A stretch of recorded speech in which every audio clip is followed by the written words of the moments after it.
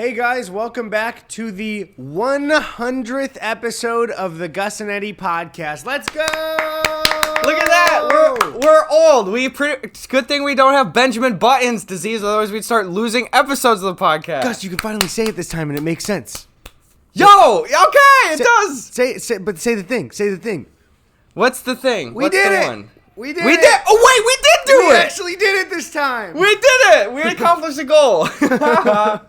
We did it All for right. real. 100 episodes of the podcast all came out at the perfect time. We gave Tony so much room to edit every episode and didn't drop it on him the day of.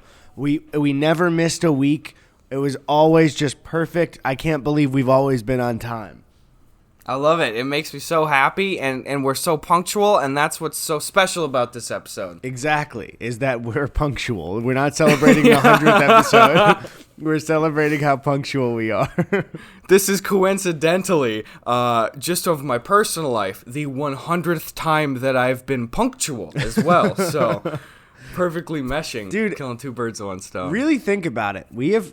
I can't even, it doesn't feel like we've sat down to do this 100 times.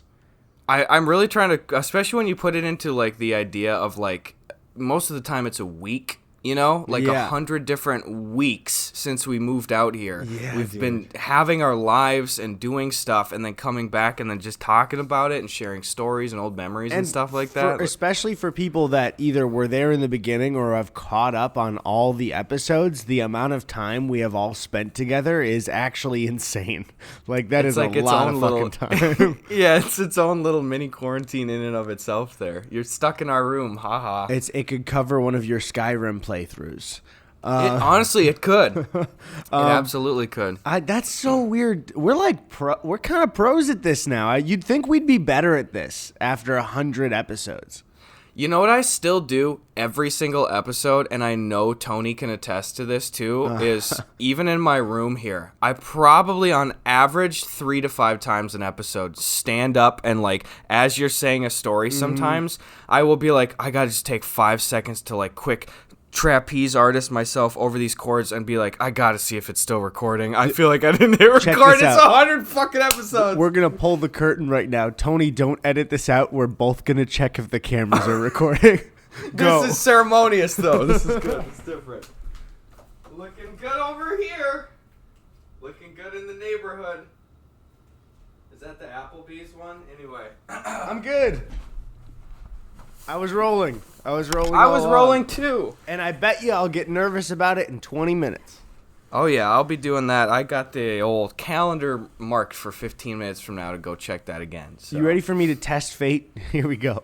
We've really only had an audio, an issue that has fucked an episode of the podcast twice. That's very true. Isn't that crazy?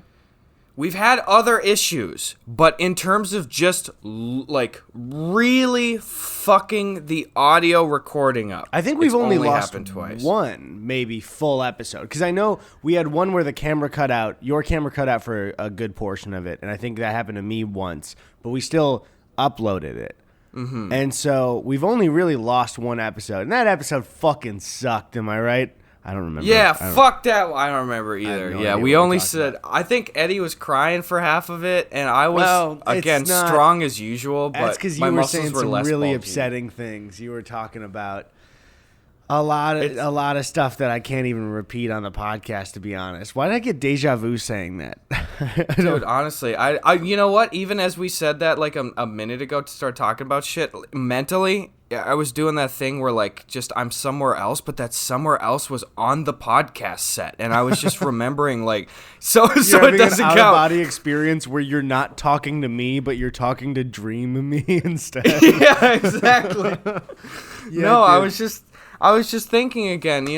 We say this all the time, and I almost as a viewer I get sick of hearing it, but it is our lives still. But I do think of how weird it is, how far out of the podcast set shit that we are, Yeah. And how weird is it gonna be, even a year from now, obviously we're not going to probably, I doubt it's going to be a year from now that we're going to be on the set again, hopefully a few months away. But okay. For a second, I thought you were saying you doubt in a year we'd even be on the set. I was like, whoa, hold on there. No, we have things to discuss. I ain't taking that needle. You're like, even if I'm vaccinated, I can't stand to be in a room with you. The smell guy. Anyway, no, it was like a year from now, once not only have we been back on, but it's back into the swing of things again, like that.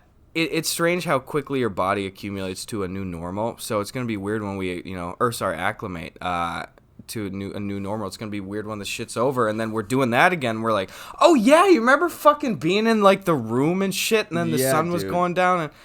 Oh, what the hell, man? Even like I'll say too. I know which incorrectly because again, for people that don't know, we don't live together anymore. I'm still in the apartment, and we both have our small COVID risks. That's why we've been doing it separately. And LA County is not good right now. So it's so bad. It is especially not the time to start doing it in person, dude. And we don't have to talk about it a ton. I think it's absolutely the worst in the country. It's one of the worst spots in the world right now. So I'm just going to like stay in the apartment and not do anything. And that's it. Yep. Which extreme privilege that we have, and shout out to every essential worker. I'm just saying I will not aid in the spread that will harm you. Yeah, exactly. I'm tapping out of this one, but oh my god, I'm raring to go, dude. I can't. Well, that's. I'm not gonna say any fucking shit that people are clipping. Like, oh look at. I'm not gonna say anything about 2021 because I don't want it to fucking age poorly. I'm never saying anything about the future ever again. I'm gonna only use. I'm not even going to use future tense when I write essays in school or when I speak. I'm only going to use present and past tense. So hold on. So when are you writing essays in school? Did you go back to get your 6th grade degree? Wait, can I tell you, Eddie? I was literally going to answer that, but then I was like, wait, I literally can't even answer that question. You're like, when are you going to? And I was going to be like, I'm going to, but that's future tense. So I couldn't even say one sentence. Fuck. You're screwed, dude. I know. I especially because it's our 100th episode, I'm not making any predictions about next year. I would hope that we would be back on the set at some point toward the exact middle of the year. I would hope. But I'm not saying we're gonna, because people clip me. Yeah, you don't want me to get clipped. Please don't clip me, guys. You can't catch me. What are you saying? Don't clip me. Anyway, I have I've told you before, and I hate when people do this, but it really is a low-key, just a fun kind of like activity thing that we're going to do, but I have a surprise for when the boys are back together. Oh, and really? I don't know that it's going to be able to be, just because of the logistics of it, I don't know that it's going to be able to be as part of the boys kind of getting back together podcast episode, or just like a small kind of outing thing that we're gonna have to do. Mm-hmm. For reference, people, the boys getting back together is me, Gus, Sven, Jakey, and Tony all together. Oh yeah, just the sweet boys, the family boys, just like that. But anyway, so I'm excited to just go out and do stuff again. You know, like, you know what, and again too, you know, we talked off camera shit too, but like, I really just want to make more like just Gus and Eddie go shit after this stuff is done. That's, we had talked about it before, and then there was, you know, always the degree of like, well, do we want to enjoy this trip or do we want to make a video? Exactly. And I think the division now is we will enjoy our regular trips and we will do things for Gus and Eddie Go videos exclusively. And so then we won't be ruining a fun time, you know. And I love how much love Gus and Eddie Goes to Canada gets, because I feel like that was such a special video for me and you. And when we uploaded it, it's not like it did poorly, but, you know, it was like a deep cut for us. And now to hear like a bunch of people go back and watch that, like I love that so much. It's really... You know, oh wait, did you have something else? No, I just gave a loud and had nothing to say, and it accidentally interrupted you, and I was like, fuck. I even watched how big the was on my audio file. Go ahead. You know what, man, what the fuck was I hate that, but I literally think I forgot it. Fucking Gus and Eddie Go shit. That's what the did, baby. God damn, you Gus and Eddie Go to Canada is what I was talking about. That's right. Okay, so well, we've said this before too, you know, and this is gonna make me sound like an old man wistfully looking back, you know. But now, like, you know, we're still like really young guys, and I still think that, like, in terms of, like, the YouTube and the online scene, you know, like, I still kind of feel like not the newest guy to the party, you know, but still one of the first group, like, not the batch that's taken off their coats and shoes in the front entryway, but the one that has gotten pushed into the front part of the dining room by the next group that's just stepped into the entryway. I would say, yeah, and if I put it in terms like this, when we went to our first VidCon as us being the beginners for it, is that we are sophomores in YouTube high school. And, and the freshmen have come in, and I feel like the freshmen, even though a lot of them are fucking huge now, or the people that come right after us were like Carson and Ted and like their whole group were the ones that I think like followed right after us. But what were you saying about that? No. But it's interesting now because, and again, this is not me just prefacing to be like, I'm not fucking old, but it really, like, you know, it doesn't feel like we've even been around here that often, but we've put in a few years here, you know, and it's interesting for me to see, like, you gave the example of Gus and Eddy go to Canada and stuff, and, like, we had that audio clip from there where I'm going to, like, jump out the window, you know, like, go big on TikTok, and I look back on some of those projects that we've done, and I'll see, like, a TikTok clip being used, or now an asset used for video and stuff. And it's weird to think now of like, oh, that thing that was such an afterthought thing that I worked on or that I was a part of like years ago, it like was somehow re-entered, you know? Especially Gus and Eddy go to Canada was such a like, there were barely any people really watching like, not saying our main stuff, but the deep cut stuff. You know what I mean? Yeah. Like, we didn't expect people to know that we were friends. You know what I mean? We didn't expect people to know who like Sven or Tony were of like people we knew yet. Because like it was just this deep cut stuff. And now to see the deep cut stuff kind of mainstream is so weird to me. Not mainstream as like the whole, but like in the YouTube community, like seeing it around. No, I get you. It feels like, especially in the context of something like the Gus and Eddy go to Canada or something, whenever I'll see like me crying or like hear that audio clip or whatever, it's like somebody pulled an asset from one of your home movies, you know, where it's like when you made it, we're like, or like a college hangout, like one of your inside jokes from a college. It's just so weird. I think still, you ever have that moment where you're like, you're drifting off to sleep and you're like, I keep perceiving myself as like I don't have a YouTube channel and I'm trying to match what people perceive me as how I perceived a YouTuber of the same level, you know, when I was younger. Oh, dude. And I'm like, it's impossible. It's impossible. Where I'm just like, I don't understand. I don't get it. It so trips me out. Nothing. And that's what I've talked to every YouTube person. Nothing feels right ever. You know what I mean? Like it just all, like even like you look at any follower stuff and you're just like, that's not real. That's not a real thing. You know what I mean? I don't know. It's very bizarre. Mm-hmm. It's super bizarre. Yeah. It's just really strange, especially thinking of how like I don't know. I really miss, I think one of the biggest things I do miss, and this is not like pandering, I miss meeting people that watch our videos in person. Like I miss people coming up and be like, yo, you know, it was just like, I do too. It's just so nice. And you get to see them in person. You're like, you're real. You're a real person. I'm gonna squeeze your cheek. I'm gonna squeeze nothing else. You know what I'm saying? The amount of cheeks that I'm gonna make fucking black and blue when I get out this bitch. I'm gonna grab you guys and go, look at you. I'm gonna be grabbing people's cheeks that I don't even know and saying, look how big you've grown. I've never seen you. I'm 68. Look at you growing still. That's gonna be me. Growing still. Only the good die young. And so I can't wait. We talked about it. We're definitely going to do a live podcast, but venues for like stand up and music are going to be so competitive when things go back to normal, where it's like, we'll just see. We'll see. You know, hitting that shit right now. Yeah. I'm sure it's just like every resident comedian is like, me first, you know, like I'm big and that's it.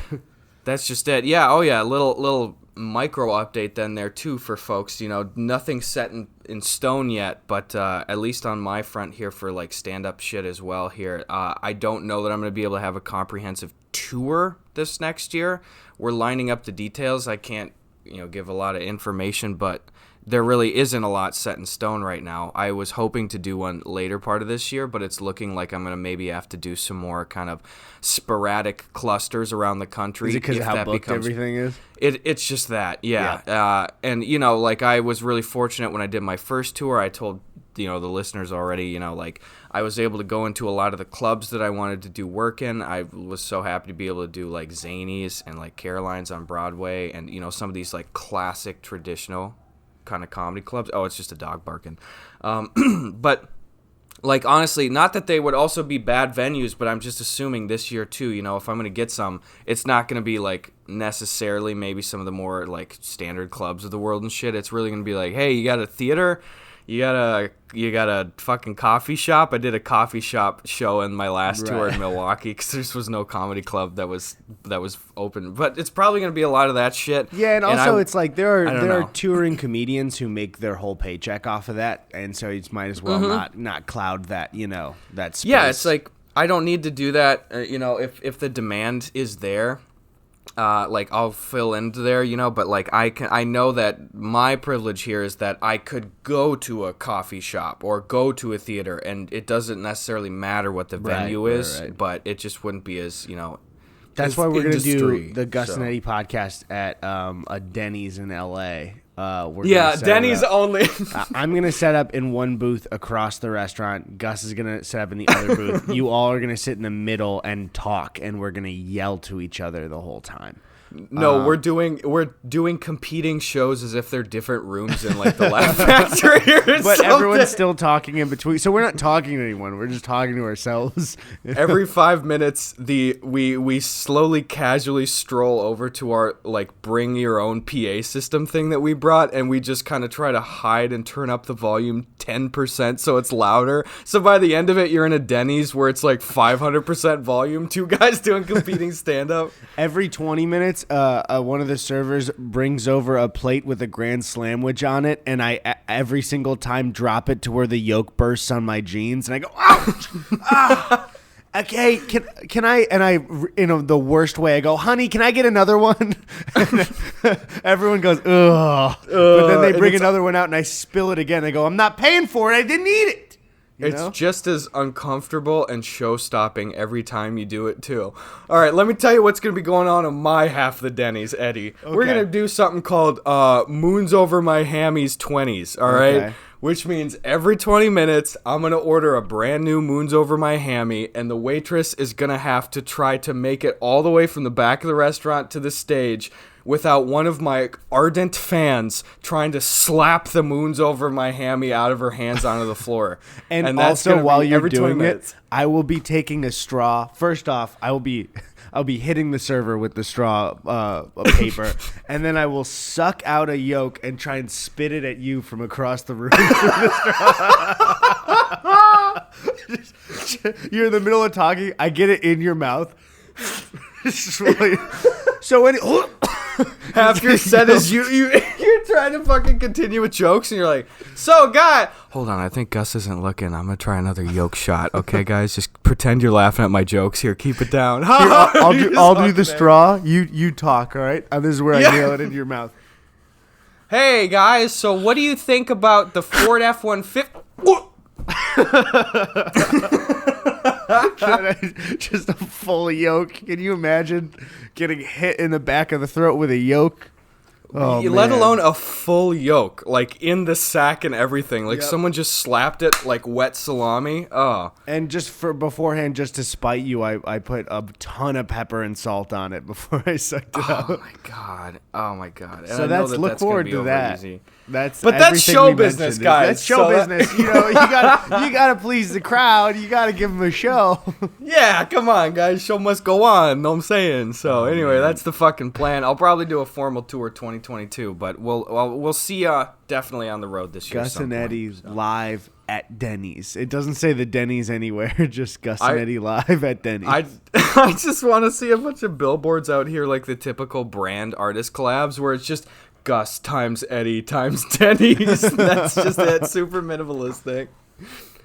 Oh man, that would be good. We get the questions from time to time. I'm not even looking at the preguntas and stuff though, of people saying like, if you had one, like what was your brand? Like what would be something that you would be a sponsor for, like you could do promo for? And I'm just saying Denny's would be a great one, even though it's not my first choice. That would be a good one. I feel like it fits us very well. I think even in that question, I would, dude, if PlayStation wanted me to do anything, I would do it. I would play any game they cool. wanted me to play. But what do you say for the 100th episode? We get into some fucking Preguntas. Oh, let's look at some darn ass Preguntas here. That's English questions. First off, I want to mention that I tweeted out that it was the 100th episode and to tweet your questions, and our friend Drew Gooden just said, I disagree. So according to Drew, this is not our 100th episode, and I don't know what episode he thinks it is. I don't know if he's keeping track, but I don't know. It's just so if you're a fan of Drew and you trust his word more than ours, I guess this isn't the 100th episode. Is that fair, Gus? Am I being fair? Well, you're rarely fair, but in this case, I don't know that you're also fair, but you are accurate. And so would you say I'm balanced? You are in a sense balanced, even though I know you have very bad balance. But yes. You guys have no idea how much we have to cut out of the other usual episodes because Eddie's sitting in his chair and I'll be telling like an emotional story and he'll be like leaning back on the swivel chair wheels and just go, whoa! Which is really hard because the wall is back here to stop me usually, but I still fall all the way. That's the thing is, yeah, and then we have to like tape all of the shapes to the wall and move the wall back in. Usually it takes about 3 to 6 hours to film an hour podcast. One time I was saying, whoa, and falling for about an hour. It was more of a slow fall, and Tony had to speed it up so quick that it didn't show up in the episode. I think, yeah, you can go back and find it. It's just 3 frames where Eddie just goes, it's this little fly. Anyway, so some stupid fucking Preguntas. Follow us on Twitter at Eddie Burback and at Gus Buckets, and we will answer your questions and solve your little young lives. All right, so here's one from user named at Super Nintendo Joe. That's a good one. And this person says, I just got a fish tank a couple of weeks ago, and I have 3 goldfish in there. One of them is huge, and his name is Popeye because of the chicken sandwich. Thanks for the clarification. Yeah. And he started following and eating the other fish. I called the fish store, and the employee said that I should return him because he's going to kill the other fish. However, my sister thinks I should keep Popeye in the tank because the fish are still getting to know each other and they just had a bad first impression. Are fish really that smart? So your sister's wrong, right? What kind of fucking idea is that? It's like not arresting a murderer where it's like he might change his mind. You know? Yeah, hey, let him wear himself out. He's always ornery this time of day. He'll eat a few things. That's fine. My question is, you named him Popeye. Did you happen to name the other 2 fish Spinach, perhaps? That would have been. Maybe that's the confusion where he's like, what am I supposed to do here? You know, you're really twisting my fish arm or, my fin, as they would say. There you go. Yeah, that is exactly what he would have said, you know? So yeah. I think that I'm going to just go ahead and assume that you named the other fish Spinach and that you fucked this one up. I wouldn't listen to your sister here. You seem to know it's good for you and your fish family. I would say put Popeye in one of those fish bags and then drive past the Petco and throw it while you're driving at the wall really fast. And that's maybe my suggestion, because then they'll hear the noise, they'll go psh, and they'll go, oh, there must be a fish outside, and then they'll pick it up and they'll take care of it, and it'll be very safe. Hey, Jeremy, I think we had another couple fish hookers this morning. If you want to go sweep up front, I think there's like 6 beta fish out there. You want to grab the fish vacuum? It's just a Dyson. Which is nice. It's just fucking nice. But no, it's a shop vac, and half the bags haven't burst yet, so he's just out there sucking up like full fucking Ziploc bags of county fair fish. You ever gotten a fish from a fair, Eddie? No, I'd always felt very cruel to me, and I guess you could save them, but I remember one time being in high school and knowing somebody while we were at like a fair who was like parading around the fish the whole day. It's like, if you win that fish, you better go home and put it in a bowl and not just shake it around in a bag for a while. That's just it. I learned that lesson the hard way, not the shaken version of it, but just the getting a county fair fish. When I was in college, I was like a freshman or something, I think, and I was just there with a partner at the time, and I won a fish, and then it was like, well, wait, I have to go home now because I have this fucking fish. What am I going to do now? Yourself with you can't just put the fish in your backpack and then just start walking around.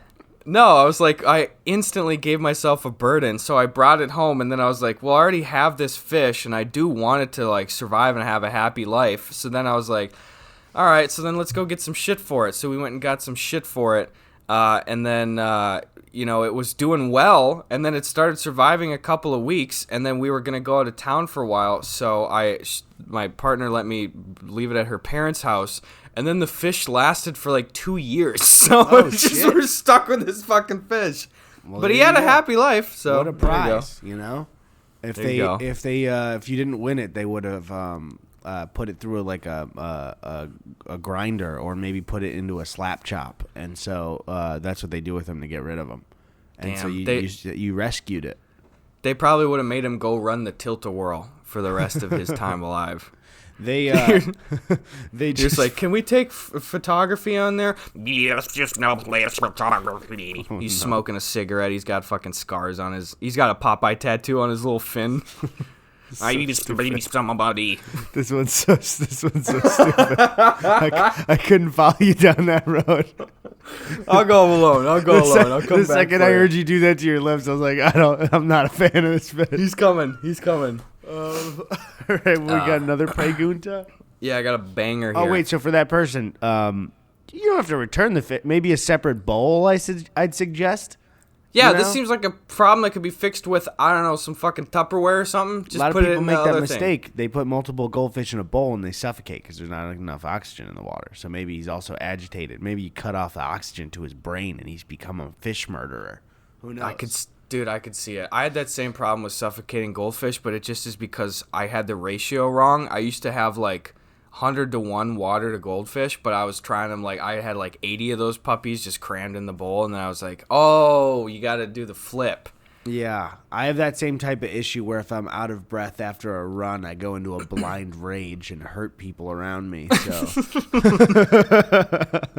Eddie always brags about running every day, guys, on the podcast, but he never talks about the 40 to 80 minutes that I would have to corral him into a corner with like pillow cushions at the end of it. If I came in after a run when we lived together, Gus would have to quickly go, and sprint to his room and lock the door, and then I'd pound on it for 40 minutes, and then I'd catch my breath, and I'd go, oh, wait, we're roommates. I'm going to shower, and I'd walk away. He'd always say the same line, too. Oh, wait, we're roommates. I'm going to shower. Like it was a Lifetime movie line delivery, too, every time. Yep. I was coming, too, you know?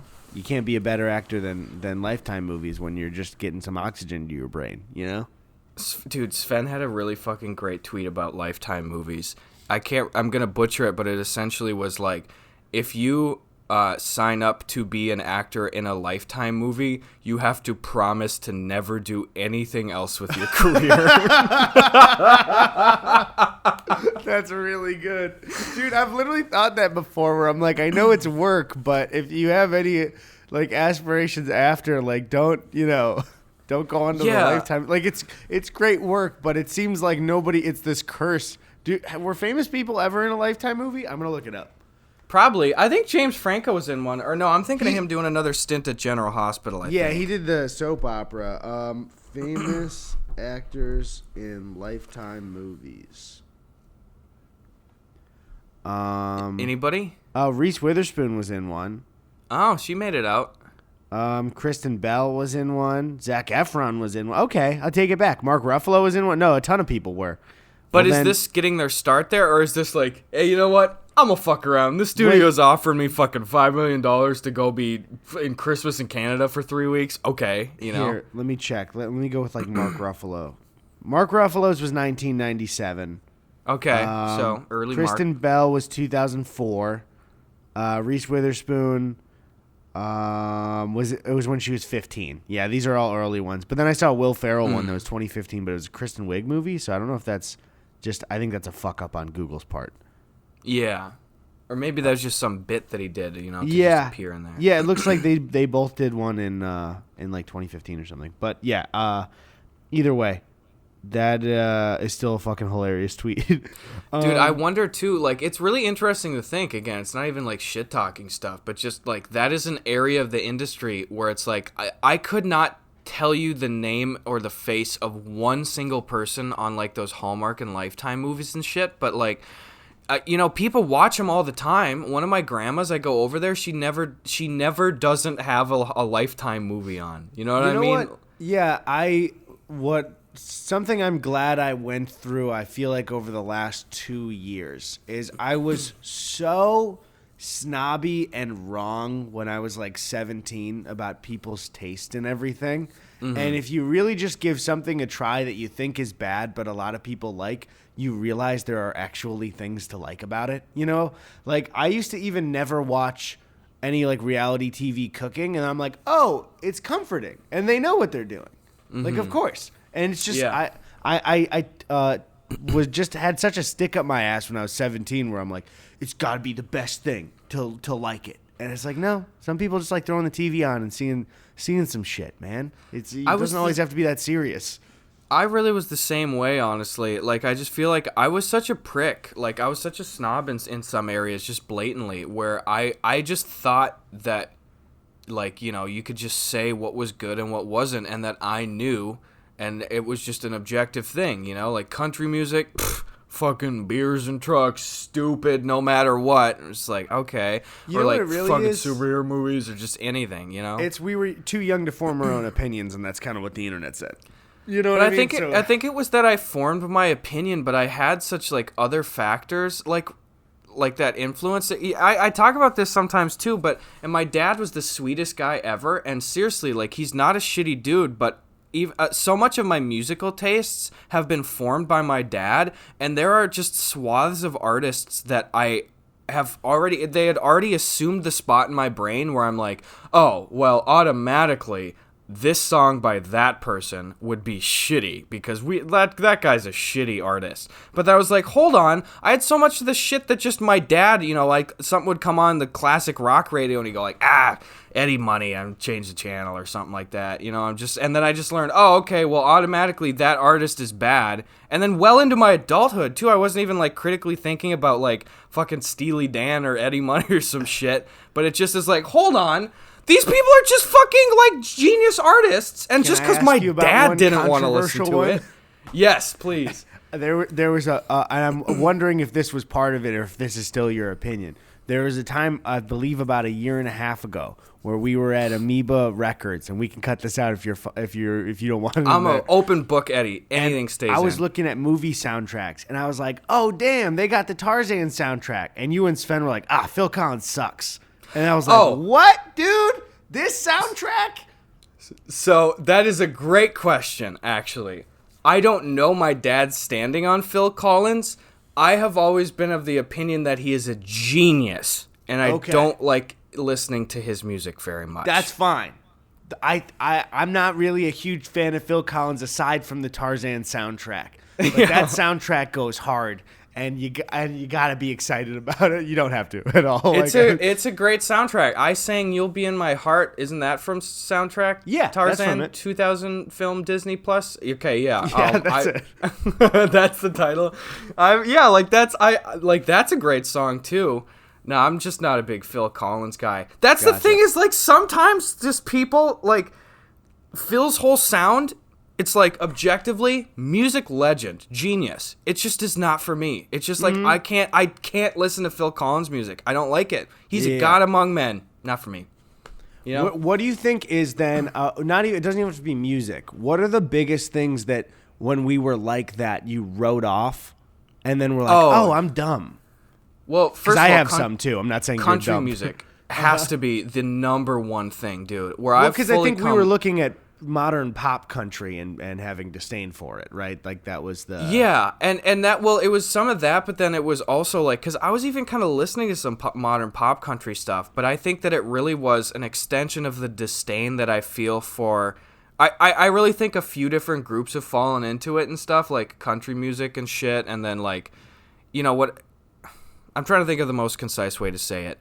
There's a certain clientele that if you are exposed to it as a kid like I was, where a lot of the people that were mean to other people and were racist and homophobic and shitty were the people that would want to blare that kind of stuff. So I made just a complete blanket statement association with that when I was younger, both creatively and personally, where it's like, why would I like this kind of music that is only listened to from my microcosm of a fucking world of in my town of 1,000 people? This is the dumb music. This is the stupid music, you know? Like, why the fuck would I like that? And then I was able to pick out those similarities in the music, you know? Like, I mean, it's such a trope at this point to be like, you know, all these country songs are about dirt road and trucks and beer and stuff. So I was the first guy to be able saying, like, these songs are all the same, you know, dirt roads and trucks and beer. Right. When you find such blatant commonalities in any genre of music. Anyway, that's where I put it in my brain, and I was like, this is stupid as fuck. But once I got older, I was like, I came to appreciate, like, seriously, modern, contemporary, like, stadium country is some of the cleanest produced music out there today. Like, it just sounds like fucking ear candy. You get some good artists and shit. Mm-hmm. But I've come around on that. What's the one for you where you felt like you had the most harsh opinions on them? Excuse me. I think the one that reverse made me feel dumb and a lot of people need to change their opinions on is when I was a teenager and getting snobby about that, and especially about reality TV, I didn't realize, like, the people watching shitty reality TV are in on the joke. Like, they're watching it because it's bad, like, a lot of the time. Mm-hmm. You know what I mean? Yeah. Like, before I was like, how the fuck could people watch The Bachelor? And then I figure out, like, people are, like, the whole fun is, like, clowning on what's happening in The Bachelor. I don't watch The Bachelor still, but, like, it's stuff like that where I'm like, oh, do they not realize that shit is like fake? No, they know. They know, and it's just fun to watch. Like, that's why. It's just, I feel like with a lot of that stuff, yeah, it was just this idea, I think for both of us, where it's like, I'm young, and I'm basing my identity on the things that I like because I haven't had enough time to be an adult yet. And so if everyone else must be doing that too. And if they pick something bad, that's wrong. You know what I mean? And it's just like, that's not correct at all. Some people don't even fuck with movies. You know what I mean? Like, I can't. So I'm glad I'm out of that phase. And everyone should expand their mind a little bit more. You know what I found too? I think it's done two things for me, expanding. And again, this isn't even me talking about some sort of like life rendering, like personal growth, but it really just is like, you know, hey, tailoring your media tastes to try to check out some new music or a new show or something that you've seen that you're just revisiting to be like, do I still hate this, you know? Uh-huh. I've found that it's done two things for me. First of all, it's given me a better perspective on like kind of where other people are coming from. I've understood kind of like senses of humor or even just kind of like language a little bit better from just the shorthand that I've been missing out on by skipping huge parts of culture, whether it's a popular show or movies or music and stuff. Like, I just feel like I know more and I learn more, and then just in subtle ways I can relate to stuff and pick out references easier. But then also creatively, dude, like, seriously, I don't know how many times I need to learn this lesson. How many times do we need to teach you this, old man? No, seriously, it's like I will watch like an old show or something that it just is like I've been stuck up about for a while. Like, I don't want to watch Friends. I don't want to see that old Disney movie. I don't want to listen to this music. And more often than not, I will check something out and immediately get like a very good video idea. Because it's just like, I didn't even know this was a thing. And then I'm watching like fucking some classic movie for the first time. Or I'm watching like some old show that is commonplace to people. Like Friends is a great example. I've probably gotten 3 fucking video ideas from Friends just because I was watching it on the tour. Because I didn't have internet anyplace. And it was like Nick at Night. I guess I got to start watching Friends now. Right. You know, like you're noticing now commonalities and shit where it's like, oh, I can now clown on this part of culture that I was so adamant about not wanting to participate in, but still lots of people get. So now I'm depriving myself of opportunities to grow creatively and make fun of new shit, you know? Exactly. And that's, I mean, especially with us working in entertainment, like you just gotta keep up with what's going on and what has happened. You know what I mean? Just to be in on it and be fully aware of like even other people's ideas and knowing what's been done before, you know, it's just kind of like important. So yeah, I don't know. I think especially my worst age for it was like 17 because I was like I didn't have like a personality yet, and I was like, but I love these things that I watch, and so maybe this could be my personality. It's like, no, that's not it at all. Do you ever look back on your personality, whether or not it's like media interest and stuff too, and just really like recognize like, oh man, I used to be this kind of person, or like, man, this shit that I wouldn't have even thought of like a couple years ago, just how I talk to people and stuff, you know, it's just like, oh fuck, like maybe I Yeah. was a different kind of person. I think maybe, I don't know. It's even like looking back at maybe some of the things, I realized that like I was in more of a nerdy phase of what I watched than I realized when I was like late high school. You know what I mean? Mm-hmm. But I don't know. I think sometimes I almost feel like when I think back of hanging out with my friends that in that social aspect to a degree I'm kind of the same dude. But I don't know. What do you like when you ask? What were you thinking of? I just, I've just found a lot of different ways. It's really weird, and we've talked about this before, having the ability to have so much of your life filmed and be like, dude. on record. And I say that too, not even like even pre YouTube shit, which is coming up on 5 years now for me, like in terms of full-time shit. Obviously, we've been doing stuff since we're kids, but like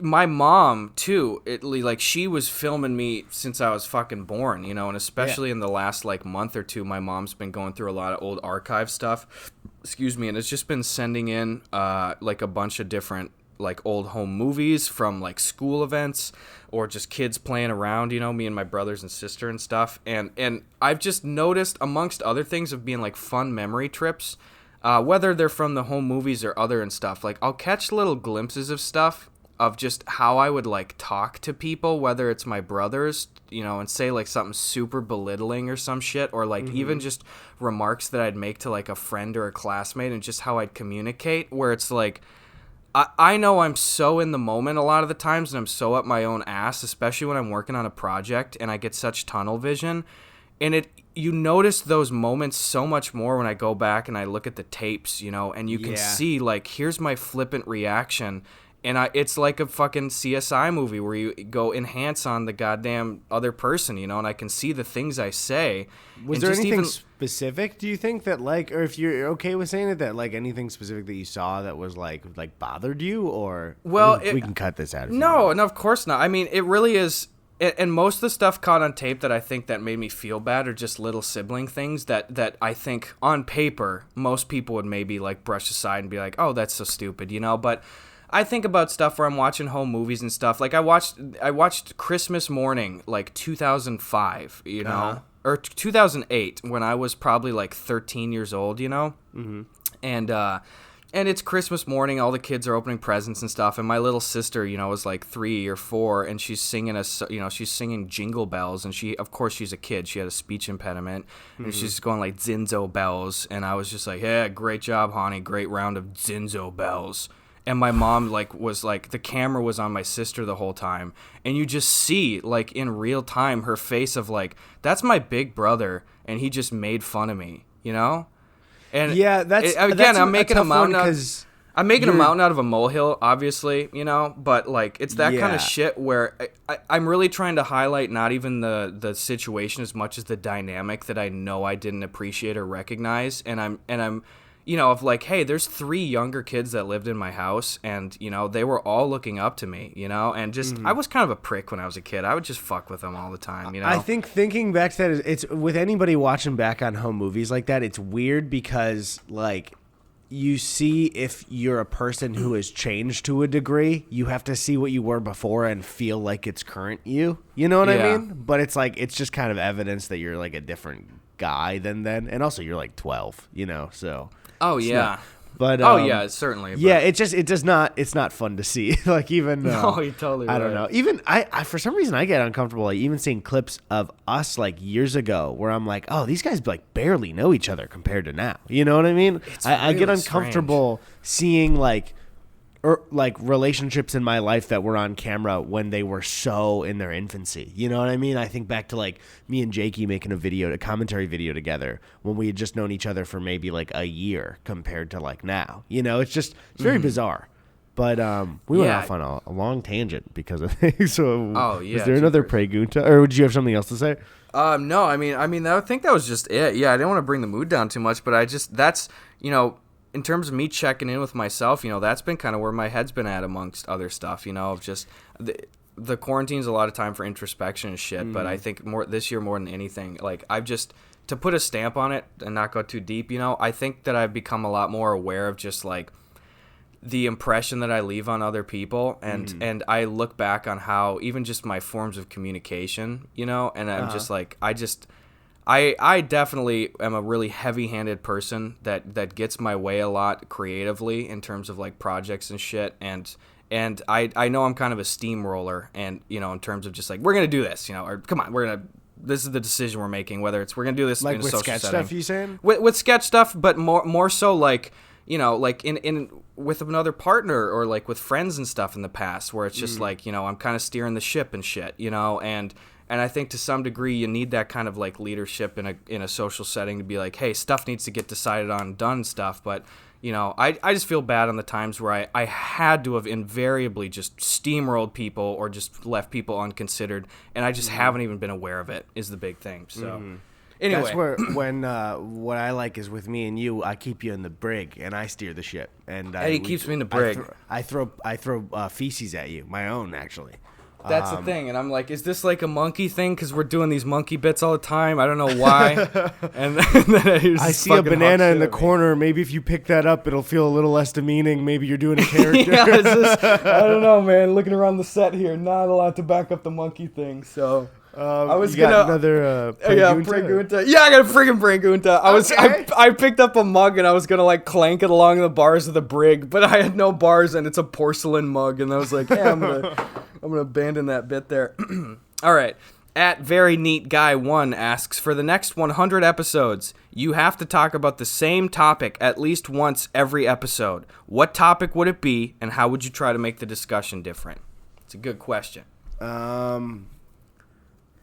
Introing the podcast. Introing the podcast. That's a great idea. I can guarantee you we'll do that topic for the next 100 episodes. You know what? It's a challenge now, officially. The intro challenge. Can we intro each episode of the podcast challenge?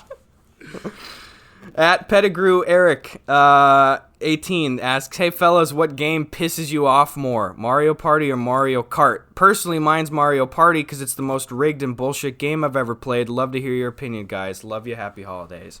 Yeah, I'm somebody who, in a social setting, does not care about winning, so I don't really get mad at either of them because, like, especially with, I feel like Mario Party, you know, you can change the settings a bit, but the win is not really a clear win. But with Mario Kart, it is. Like, bullshit can happen, but the win in Mario Kart is a clear win. But that also makes the frustration when you get hit with, like, a blue shell even worse. Yes. So I don't know. What is it for you? Because I know you, like, especially you and Sven, have a very, sharp competition in Mario Kart. So...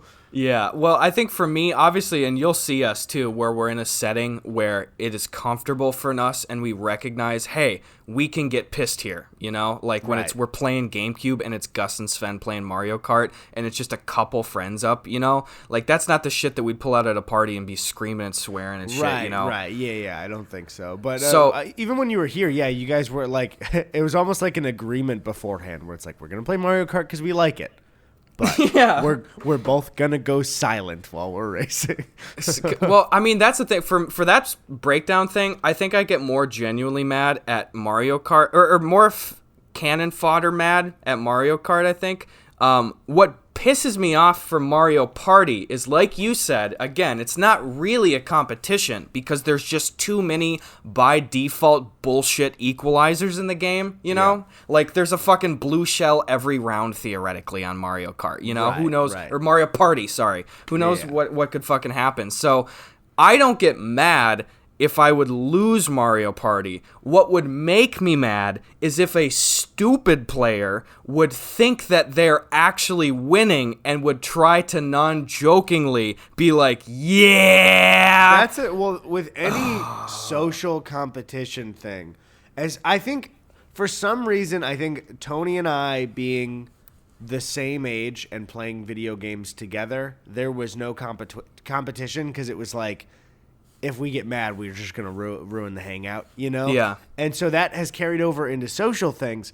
I never get mad in social game stuff until somebody starts gloating and being a dick about it. And Yep. then I'm like, well, naturally, I want to put this fucking person in the ground game-wise. Yes. Just to shut them up about this, you know? And It's like, especially, dude. never can I say something real quick? If Please you're say it, listening yes. and you start winning in a game and you're a real dick about it to your friends and you can tell they don't like it, stop immediately. They will stop inviting you places. You know, like Yeah. if it's a fun thing where all your friends do it and that's fine, but if you notice the vibe of the room is everyone else is kind of silent, shut the fuck up if you're winning. Like, don't say anything. Oh my at God, all. dude. It's seriously like, it makes me want to just be like, I want you to lose every game you will ever play for the rest of your life. For like real.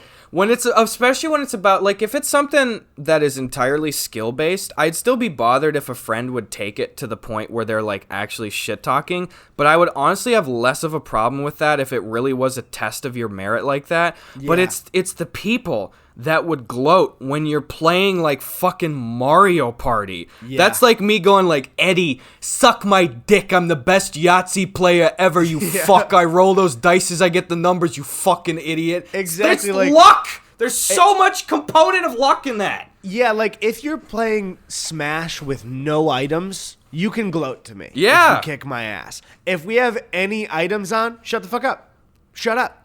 You know, like Exactly, because too many there's an element of equalizers. randomness, and it's like that's it. And Too so many equalizers. that really pisses me off because it makes, and the reason you want to beat them so bad is you're like, everyone feels awkward now. You know what I mean? Everybody in the room feels weird because Yes. this person is being a dick. And so it's like, you want to beat them because I feel like collectively everyone's silently like, so we want to destroy them, right? Because they're being awful. Like that's Oh, the. yeah. So don't do that. Don't be like that. You could be better. Also, do we have a single piece of? Mail! Yes, we do. Let me grab Hell it. 20 yeah. seconds, guy. Stall! Vamp! Chill! just me God, again. 1 sec. Guys, my new video finally came out, even though NBC Universal tried their best to block it in all countries.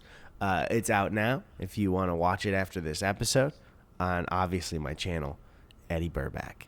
That's it. I just want to say it because I was like, oh, I can't upload it now on Christmas Eve. Nobody's going to watch it. The 26th was a bad day to upload as well. What's a bad day to upload? The 26th. The video's doing better today, but waiting till the day after Christmas because of NBC Universal did not work out very well. The video was 8 out of 10 the whole day. Damn it. But now it's moving up. It's up to 6 out of 10, and it's moving up again, which is Link good. in the description, everyone. Go look at the new Eddie video, please. Yo. Look at my video, too. You know what? I haven't uploaded in 13 fucking days, and Bro, YouTube... I haven't uploaded in a month. What do you mean? okay. Dude, I uploaded that video with Ian Kung, and it literally 2 hours later, YouTube and Google went down. And it Oh, it was on the crash day? Yep. So for the first Oh, few man. hours, it was like a fucking 3 and 4 out of 10, and then it fucking crashed, and it was an instant 10 out of 10 for the next week and a half. Never recovered from that shit. Dude, that's especially anytime YouTube goes down and I'm working on a video that I procrastinated a day, my brain goes, see? That's why. Yeah. That's why you wait. And it's like, I'm just procrastinating. It's just giving me, and I'm like, good thing I didn't upload today. My video's not even close to done. Yeah. That's good thing I didn't work really hard yesterday. Oh, boy. I love the logic, though. Anyway, guys, don't send us any mail. We're full.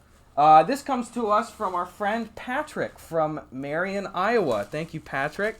It's the last piece of mail of 2020. Last piece of mail. This is the mail on the 100th episode, Patrick. This will put you in the annals of history here. Mm-hmm. All right, so it's a bit of a longer one here, but looks like Patrick is a Midwest boy themselves.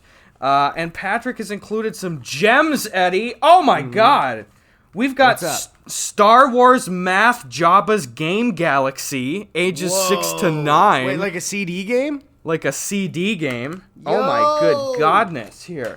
We've got SpongeBob SquarePants Employee of the Month. Whoa. Wait, I think I've played that. I think I played the preview. So what I don't get is I played either this shit or the Battle for Bikini Bottom PC version where it's just a bunch of mini games and shit. I don't know which is which, but this looks like the same fucking art style. I also Anyway. like there was a SpongeBob game called Lights, Camera, Pants, and it was just it was Mario Party without the board, so you just face off in a bunch of mini games. It was really fun. Oh, that sounds like a cool idea. Yeah, I actually really liked it. It was cool. Eddie, we have the crown jewel here too. Uh-huh. We got a plastic wrapped Hugly sleepover. Whoa. That's a find. That's a clean find. That's a dang ass find right there. Oh my goodness.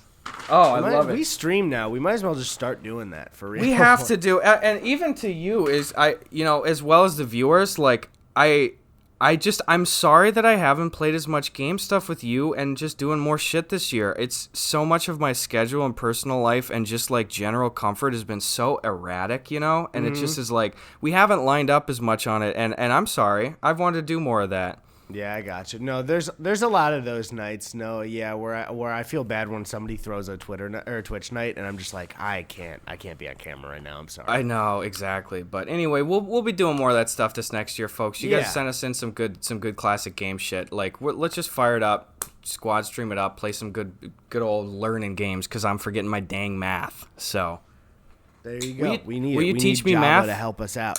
Java the math guy. You know what Java's famous for? Math.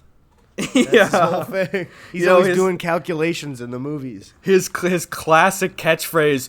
2 times 12 equals 24. Yep, that's the That's one. my favorite one. Yep. And then in the director's cut, they actually changed it. The math is different.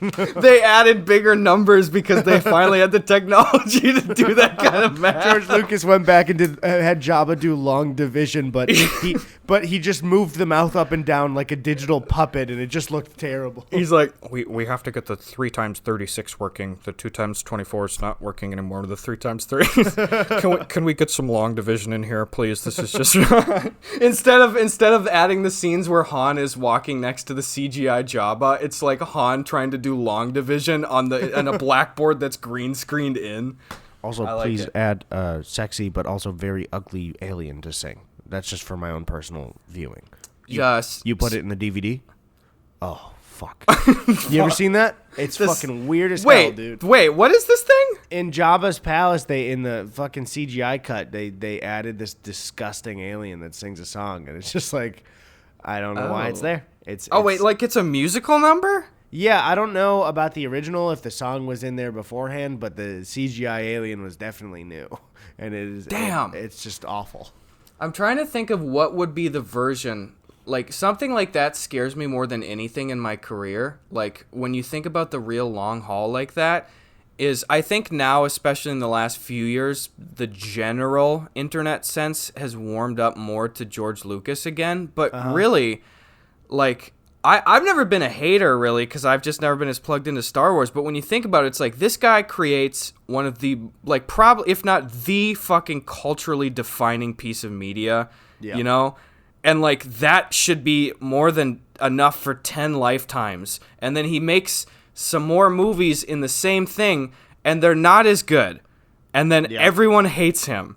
Like, what the fuck? And you're like, at some point you have to be like, bro, I came up with, like, fucking Star Wars, and I was part of Indiana Jones and shit, and I touched so many big franchises. Are you people not fucking entertained? Is this not enough for you? People just get way too mad about Star Wars. I don't know. I think it's because it was built up into this, like, with all the extended universe things, this world that you could fuck up. You know what I mean? And that's probably the worst bit of it. Like, truthfully, for the majority of my life, I feel like I have almost exclusively known George Lucas as at least some part of a kind of a laughing stock. And it's like, this guy is a fucking genius with an he's entire... getting worshipped again. He's a bad writer for sure. Like, not for the structure, but for dialogue, because that's what the prequels are. Oh, but, yeah. He's getting the respect again, I think, especially because Dave Filoni, who made the Clone Wars and also Mandalorian, is like... has been cleaning things up, and then you could see the actual ideas that George had, and you're like, oh, okay, that's pretty cool. I like that. The movies just weren't executed very well. Except, dude, Tony and I, well, first off, that's it for Mail! Tony and I watched Phantom Menace, and I didn't mind it. Then we watched Attack of the Clones, and I thought it was very bad. But and I'll just say it right off the bat. I don't want to hear anyone's Star Wars takes, and I don't care, and you don't have to care about mine. We're not doing this. We're not having this discussion. I don't care. But I was like, oh man, I think maybe even my 17-year-old brain me was so closed off to these just because the internet was like, fuck you. But also they're not. People are like, they're some of the best movies ever. Okay, let's reel back a little bit. I know we all like the Clone Wars show, but like, come on. Yeah. But either way, do we have one of the final Preguntas of 2020? God. Let's of look this here. Cursed fucking year. Oh my God, this is fucking crazy. I'm trying to, now the pressure's on and I'm frantically scrolling here. Yeah, it's got to be we can have a couple more, so it doesn't have to be the last question. Okay, thank God the pressure's off, dude. At OM Nagel asks, what is something you used to hate that someone changed your mind about that you now love? Also, if this somehow makes it on the podcast, Nagel rhymes with bagel. Thanks. That was kind of a full discussion we had during this episode. Yeah, that's kind of, honestly, the personal growth but shit. Something I hated that I love now, huh? I don't know if there's something that I've really I mean, any food doesn't really count because your taste buds change, Yes. And your taste changes as you get older. I don't know. Is there something for you that you like despised and then you were like, oh, it's not so bad? Oh, man. I mean, I think there's a lot of smaller things cumulatively. The one where it doesn't fall into the subjective category, the one food take that I have is that one of my grandma's signature dishes for her entire life is this thing that she makes called nut goodie bars. And it's not like the candy, it's like different. But when I was a kid, like 5, for the first time ever, I tried one of her nut goodie bars. And I remember the context all around this at the time where she was saying, like, I didn't have the usual peanuts that I usually use, so these are different. And I tried them, and it was probably the most repulsive thing I've eaten in my entire life. What did it have in it? It was like peanuts, but something about the taste profile literally made it taste like I was eating like fucking ladybugs in this chocolate bar. It's like a chocolate bar. Hold on, we gotta go back. You know the taste of ladybugs? Yeah.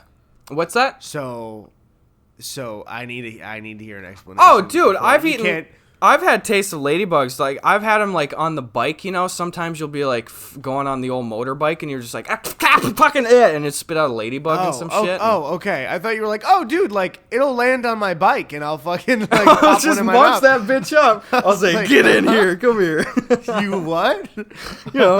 It's whatever. Actually, food-wise, I will say also, I did not like Luminati's pizzas when I was young. The deep dish pizza, my favorite in Chicago. And then I got older, and I was like, these rule.